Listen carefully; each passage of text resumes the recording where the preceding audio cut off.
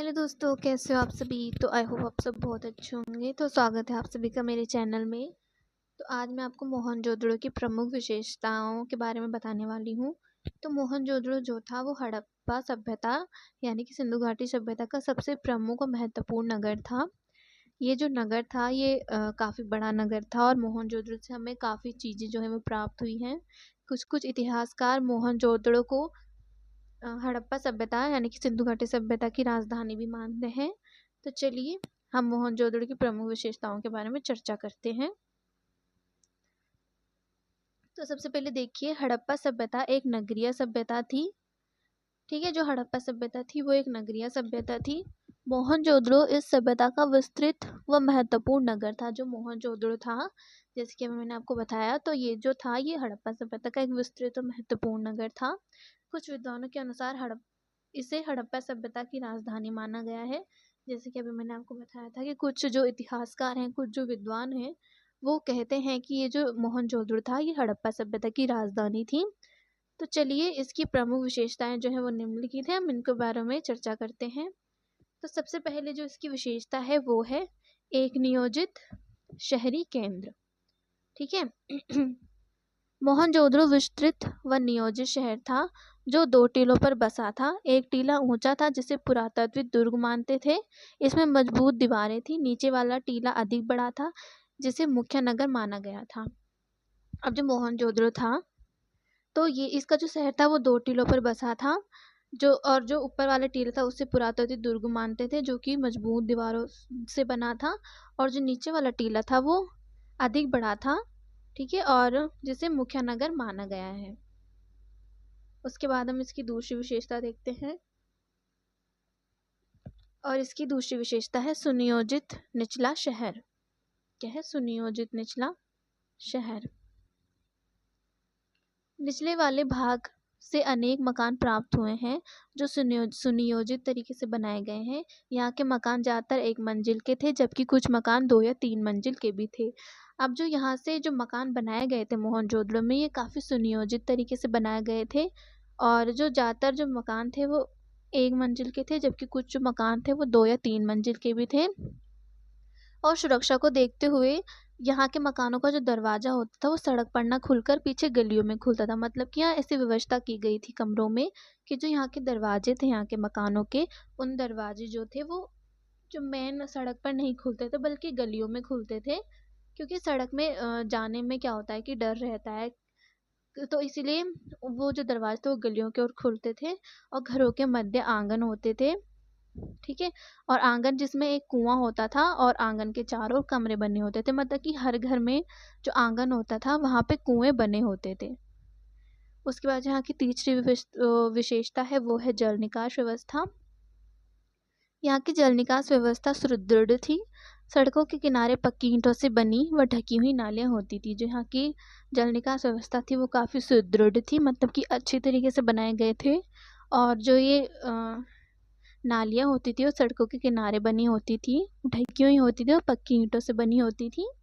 उसके बाद जो इसकी चौथी विशेषता है वो है सड़क निर्माण व्यवस्था। यहाँ पर सड़कों का विस्तृत जाल बिछा था। सड़कों की चौड़ाई जो थी वो 9 फीट से 33 फीट तक की थी। ये याद करना बहुत ज़रूरी है कि जहाँ की सड़कें थी उनकी जो चौड़ाई थी वो 9 फीट से 33 फीट तक की थी।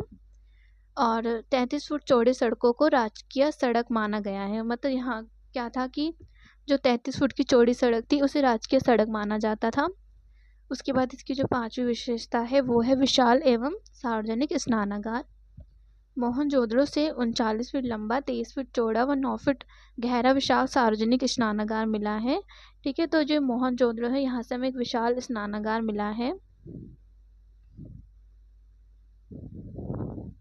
स्नानागार मिला है जिसमें प्रत्येक और जल तक पहुंचने के लिए सीढ़ियां बनी थी। और ये जो स्नानागार था यहाँ पे यहाँ तक पहुंचने के लिए प्रत्येक और सीढ़ियां बनी हुई थी। ठीक है, और बाहर निकलने की भी पानी के बाहर निकलने की व्यवस्था की गई थी।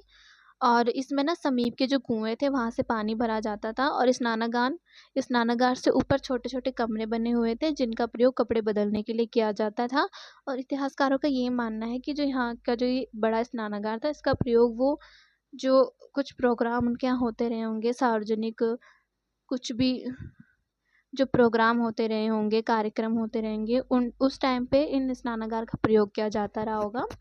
उसके बाद हम देखते हैं यहाँ की छठी विशेषता, वो है विशाल अन्नागार। यहाँ से विशाल अन्नागार प्राप्त हुआ है, जो मोहनजोदड़ो की सबसे बड़ी इमारत है। अब देखिए दोस्तों, यहाँ से जो अन्नागार प्राप्त हुआ है वो मोहनजोदड़ो की सबसे बड़ी इमारत है। अन्नागार जो है वो 150 फीट लंबा और 75 फुट चौड़ा है। इसके आसपास के क्षेत्र से प्राप्त खाद्यान्न भरा जाता था, मतलब कि जो यहाँ का अन्नागार है इसमें आसपास के क्षेत्रों से खाद्यान्न भरा जाता था। इससे यहाँ भी पता लगता है कि मोहनजोदड़ो का जो क्षेत्र था वो अधिक उपजाऊ था। अब देखिए, जो ये अन्नागार था ये मोहनजोदड़ो की सबसे बड़ी इमारत थी, और यहाँ पे ना आसपास के क्षेत्रों से खाद्यान्न भरा जाता था, और इससे हमें पता चलता है कि जो मोहनजोदड़ो का क्षेत्र था वो अधिक उपजाऊ था। और उनका अन्नागार में भोजन एकत्रित करने का एक कारण यह भी रहा होगा कि कभी फ्यूचर में अगर अकाल पड़ा तो वो इस अन्न का प्रयोग उस टाइम पे कर सके। तो मतलब कि यहाँ के लोग भविष्य के बारे में भी सोचते थे, वो हर चीज़ एकदम सोच समझ के करते थे कि आने वाले टाइम पे भी उनको कोई प्रॉब्लम ना हो। तो शायद एक ये वजह भी हो सकती है उनके अन्नागार बनाने की, कि ताकि वो खाद्यान्न एकत्रित करके रख सके, ताकि भविष्य में अगर ऐसा समय आए कि अन्न ना हो तो वो उस टाइम पे इस अन्न का प्रयोग कर सके। और यहाँ का क्षेत्र भी काफ़ी उपजाऊ रहा होगा। उसके बाद सातवीं जो इसकी विशेषता है वो है सांस्कृतिक रूप से संपन्न शहरी केंद्र।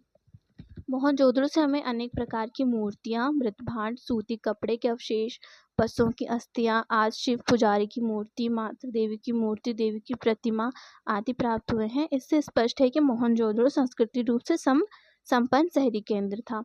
अब देखिए, यहाँ से पुरातत्वविदों को काफ़ी मात्रा में जो है आज शिव पुजारी की मूर्ति मिली है, पशुओं की अस्थियाँ मिली हैं, मातृ देवी की मूर्तियाँ मिली हैं।